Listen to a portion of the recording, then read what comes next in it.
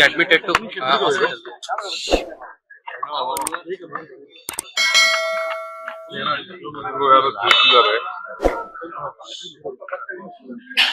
Actually, officially, it has not been known. Only it is in news. We'll check it up. Anyway, we wish for a speedy recovery. All our prayers are there for Madam, and she will have a long, healthy life and to guide this Congress party and country.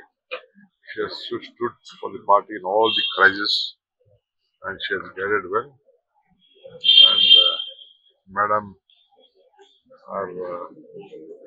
all our strength will be there for all of us.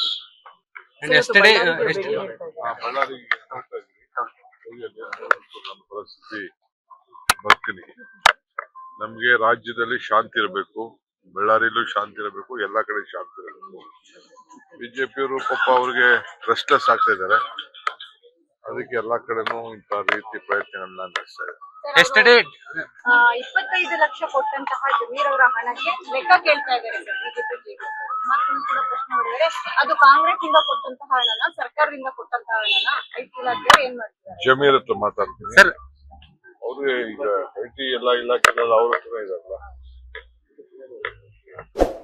Kumaraswamy ಜೋಬಲ್ಲೇ ಇದಾರಲ್ಲ. yesterday Kumaraswamy made a serious allegation against Ballari violence, sir. Latest ಹಾಗೂ interesting ಸುದ್ದಿಗಳಿಗಾಗಿ boss TV Kannada ಚಾನೆಲ್ನ subscribe ಮಾಡಿ. ಹಾಗೆಯೇ bell icon press ಮಾಡಿ. ಇದರ ಜೊತೆಗೆ Facebook, Instagram, X ನಲ್ಲೂ ಮಿಸ್ ಮಾಡದೆ ಫಾಲೋ ಮಾಡಿ.